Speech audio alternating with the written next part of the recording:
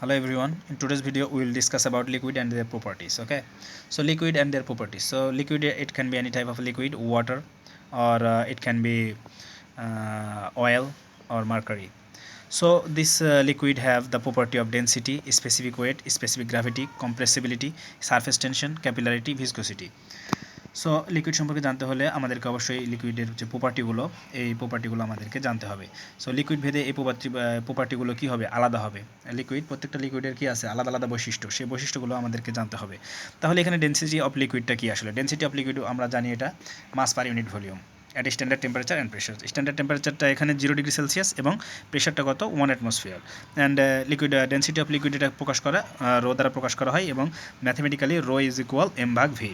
Here m is equal to mass and v is equal to volume, rho equal to density. So এই ফিগারটাতে যদি আমরা দেখি তাহলে এখানে 1 মিটার দৈর্ঘ্য, 1 মিটার প্রস্থ এবং 1 মিটার উচ্চতার একটি ভলিউমের একটি কন্টেইনার অথবা একটি ভেসেল হতে পারে। তো সেটা এখানে ভি ইজ ইকুয়াল, তাহলে কী হবে, 1 metre cube volume. And the mass of liquid is 1000 KG. So rho equal M ভাগ ভি, সেখান থেকে আমরা দেখতেছি রো সমান 1000 KG per metre cube. Easy, very easy. So specific weight, what is specific weight? Specific এখানে বলে দিচ্ছে specific weight of liquid. লিকুইডের স্পেসিফিক ওয়েট, এখানে আমরা দেখছি লিকুইডের কি ভর, মাস নিয়ে কাজ করছি যখন, তখন সেটা হয়েছে কি ডেন্সিটি। যখন স্পেসিফিক ওয়েট নিয়ে কাজ করবো তখনই সেটা হবে কি, এটা হবে omega. Omega equal to weight ভাগ ভলিউম, ওয়েট ভাগ volume. So omega is equal weight by volume, weight by volume. তাহলে এখানে আমরা দেখতেছি W by V. So W is equal to weight is equal to আমরা কী জানি, MG. W is equal MG by V. এমজিটা কেন এখানে হলো, weight is equal to MG কেন হলো? এখানে আমাদেরকে জি, যে অ্যাক্সিলারেশন ডিউ টু গ্র্যাভিটি, সেটা আমাদেরকে এখানে অ্যাড করতে হবে, কারণ তাহলে আমরা কী পাবো, স্পেসিফিক ওয়েটটা পাবো। কোনো এটা আমাদের ব্যক্তির ক্ষেত্রে হোক কিংবা যে কোনো কিছুর ক্ষেত্রেই হোক, সেটা আমাদের যে গ্র্যাভিটির যে একটা অ্যাক্সিলারেশনটা, এটা গ্র্যাভিটি আমাদেরকে যে বলে আমাদেরকে নিচের দিকে টানতেছে, সেটা কী করতে হয়, অবশ্যই সেটা অ্যাড করতে হয় ভরের সাথে। ঠিক আছে, তো সেখানে আমরা স্পেসিফিক ওয়েটটা আমাদের নির্ণয় করতে হলে অবশ্যই এমজি দ্বারা করতে হবে। তাহলে omega is equal weight by volume, সেখান থেকে আমরা দেখলাম ডাব্লু বাই ভি, সে এমজি ভাগ ভি। তাহলে এখানে এমজি ভাগ ভি আবার ইজ ইকুয়াল টু আমরা কী জানি, এমজি ইজ ইকুয়াল টু, এখানে আমরা এম ভাগ ভি এটা সমান আমরা আবার কী দেখেছি, এখানে দেখেছি এম ভাগ ভি সমান রো। তাহলে ওমেগা ইজ ইকুয়াল আমরা লিখতে পারি রো জি। এটা অবশ্যই মনে রাখবেন, এটা এর পরবর্তীতেও কাজে লাগবে। তাহলে ওমেগা সমান রো জি। ঠিক আছে, তাহলে এখানে একটা ফিগারটা, যদি এই ফিগারটা আমরা দেখি, তাহলে এই ফিগারটা এখানে আমরা দেখতেছি, এই ফিগারটা এখানে 4 মিটার দৈর্ঘ্য, 1 মিটার প্রস্থ এবং 2 মিটারের উচ্চতার একটি কন্টেইনার, যেখানে ফ্লুইড আছে। ফ্লুইডের ভর হলো 5000 কেজি। তাহলে এম সমান এখানে আমরা দেখলাম 5000 কেজি, এবং জি দেখলাম 9.8 মিটার পার সেকেন্ড স্কোয়ার, যেটা আমরা জানি এটা gravity due to acceleration due to gravity. তাহলে এটা আমরা দেখতেছি 9.8 metre per second square. And volume V is equal to 4 × 1 × 2, তাহলে সেখান থেকে 8 মিটার কিউব। তাহলে এখান থেকে আমরা সহজে কী বের করতে পারবো, এখান থেকে আমরা স্পেসিফিক ওয়েটটা বের করতে পারবো। তাহলে specific weight omega is equal আমরা লিখতে পারি এমজি ভাগ ভি। তাহলে এমজি ভাগ ভি, এখানে এম এর ভ্যালুটা কত, এম হলো 5000 কেজি, না জি 9.81 এবং ভি 8। সেখান থেকে ক্যালকুলেশন করলে easily 6.13 kilo newton per metre cube. তাহলে specific weight of water is taken as 9.81 kilo newton per metre cube. তাহলে ওয়াটারের ক্ষেত্রে স্পেসিফিক ওয়েটটা কত নেওয়া হয়? ওয়াটারের ক্ষেত্রে যে স্পেসিফিক ওয়েট, ঠিক আছে, স্পেসিফিক ওয়েট ওয়াটারের ক্ষেত্রে এটা ধরা হয় 9.81 kilo newton per metre cube. ঠিক আছে, তাহলে পার মিটার কিউব, এখানে ভি এর মান কত, 1। তারপরে এটা যদি আমরা দিয়ে দিই জি এর মান এখানে 9.81, আর এখানে এম এর মান তাহলে দিতে হবে কত, 1000। ঠিক আছে, 1000 দিলে হবে কিলো হবে, হ্যাঁ, 1000 কেজি, সেখান থেকে কেজি সাথে 9.81, সেখান থেকে আমরা গুণ করলে এই 9.81 kilo newton per metre cube. Okay, তারপরে দেখি আমরা specific gravity of water. Specific gravity of water, তাহলে এটা দেখলাম স্পেসিফিক ওয়েট, এবার দেখতেছি specific gravity. Specific gravity of water or liquid, যে কোনোটা হতে পারে। তাহলে specific gravity of liquid may be defined as the ratio of its specific weight to the specific weight of pure water.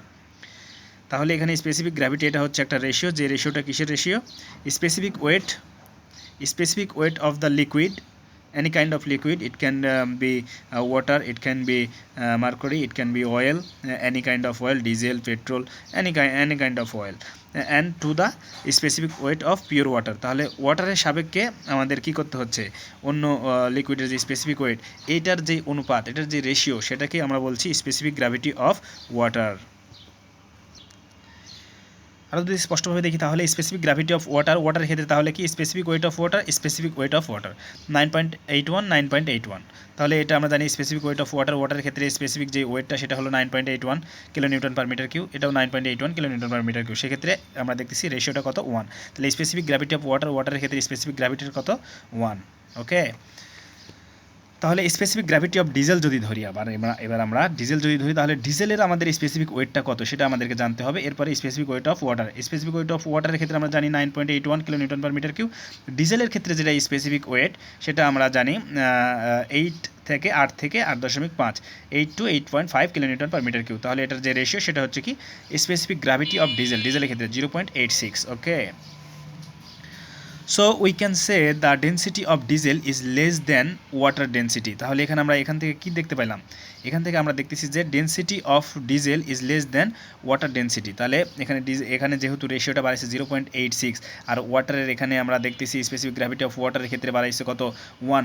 তাহলে সেক্ষেত্রে আমরা বলতে পারি, এখান থেকে কি বলতে পারি, density of diesel is less than water density. তাহলে ওয়াটারের যে ডেন্সিটিটা সেটা কি অবশ্যই ডিজেলের চাইতে বেশি হবে, কারণ যদি বেশি না হতো তাহলে এখানে কি হতো, এখানে যদি রেশিওটা যদি একের চাইতে বড় হয়, তাহলে যেই ফুয়েলের ক্ষেত্রে আমরা বের করলাম, যে অয়েল হোক কিংবা মার্কারি হোক, তাহলে সেই ক্ষেত্রে আমাদের কি বের হবে, রেশিওটা একের চাইতে বড় হবে। আর একের চাইতে বড় হওয়া মানে তার ডেন্সিটি ওয়াটারের চাইতে বেশি।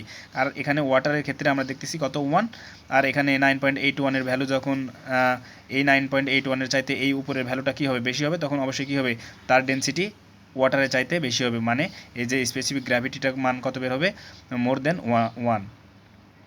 তাহলে এখানে যেহেতু 0.86 বের হয়েছে দ্য ডিজেলের ক্ষেত্রে স্পেসিফিক গ্র্যাভিটি, তাহলে এটা আমরা বলতে পারি যে ডিজেলের ঘনত্ব পানির ঘনত্বের চাইতে কি কম।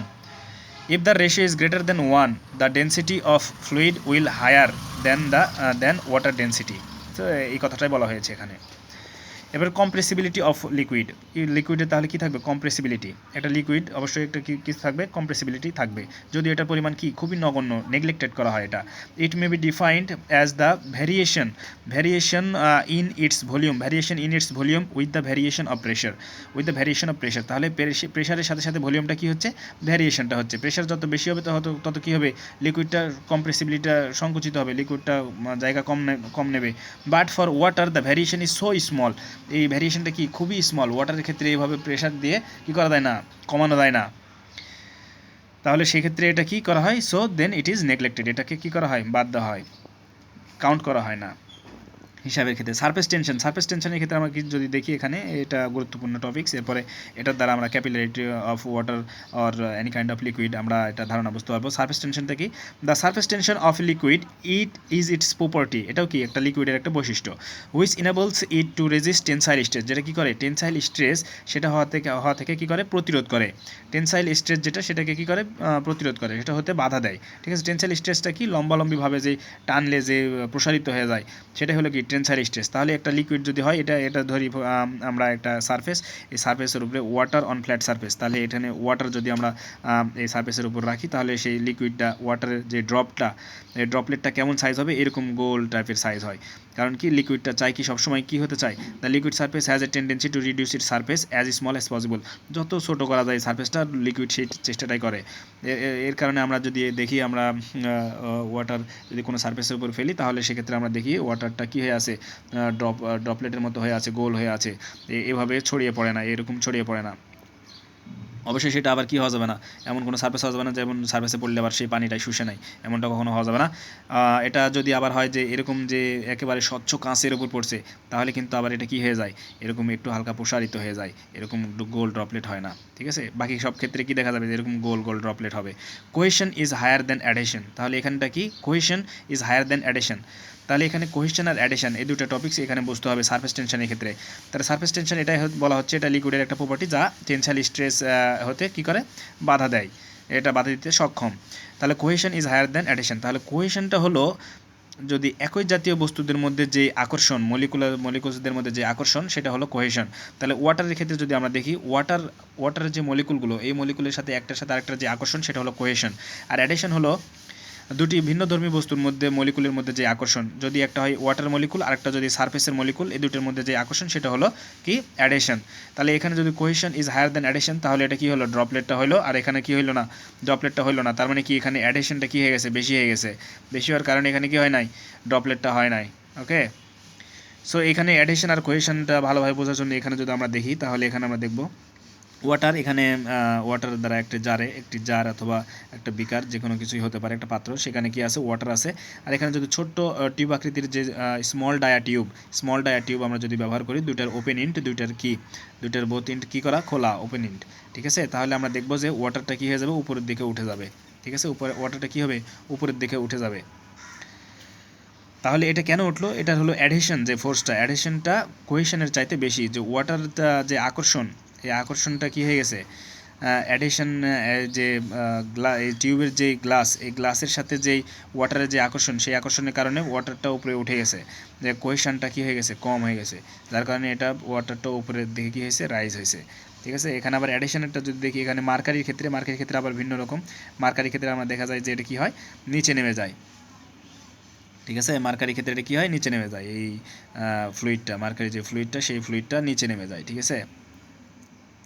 এখানে বোথ অ্যাকশন ইজ অকারিং, ওকে, এখানে কোহেশন ফোর্স যেমন কার্যকরী সে এখানে আবার অ্যাডিশন ফোর্সটাও কার্যকরী, দুইটা ফোর্সই কার্যকরী আছে, কারণ ওয়াটার যে আকর্ষণ সেটা হলো কোহেশন, আর ওয়াটার আর গ্লাসের যে আকর্ষণ সেটা হলো অ্যাডিশন, তাহলে দুইটা ফোর্সই আছে, কিন্তু তার সত্ত্বেও কী হয়েছে অ্যাডিশন ফোর্সটা বেশির কারণে উপরের দিকে উঠে গেছে।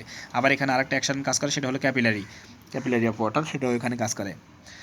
আর এখানে কোহেশনটা কী হয়ে গেছে কোহেশনটা বেশি আর অ্যাডিশনটা যেহেতু কম, আমরা জানি এই মার্কারির সাথে যে কোনো সারফেস এটা যদি আমাদের হাতও হয়, হাতে দেখি আমরা পানি লেগে যায়, কিন্তু মার্কারি কখনোই হাতে কী হবে না লাগবে না, এটা হাতে নিলে আবার ঢেলে দিলে সম্পূর্ণ একদম মনে হবে যে আমি কখনো মার্কারি ধরেই নাই, এরকম একটা অবস্থা। সেক্ষেত্রে গ্লাসের ক্ষেত্রেও একই অবস্থা, গ্লাসে কোনোভাবেই এটা কী করে না আকর্ষণটা করে না, তাহলে অ্যাডিশনটা একেবারে খুবই নিম্নমানের, যার কারণে কী হচ্ছে ক্যাপিলারিটাও কম হচ্ছে, আবার এখানে কী হচ্ছে কোহেশনটাও আকর্ষণের কারণে এটা নিচের দিকেই নেমে যাচ্ছে, ঠিক আছে। সো নেক্সট ক্লাসে আমরা যেটা দেখব সেটা হলো ক্যাপিলারি অফ ওয়াটার, এই যে এই টপিক্সটা দেখব, ওকে। এবং এরপরে আমরা কিছু ম্যাথ আছে ম্যাথমেটিক্যাল টার্ম এই টপিক্স রিলেটেড, হ্যাঁ, ডেনসিটি, স্পেসিফিক ওয়েট, হ্যাঁ, এরপরে ক্যাপিলারি এই বিষয়গুলো আমরা দেখব, ওকে।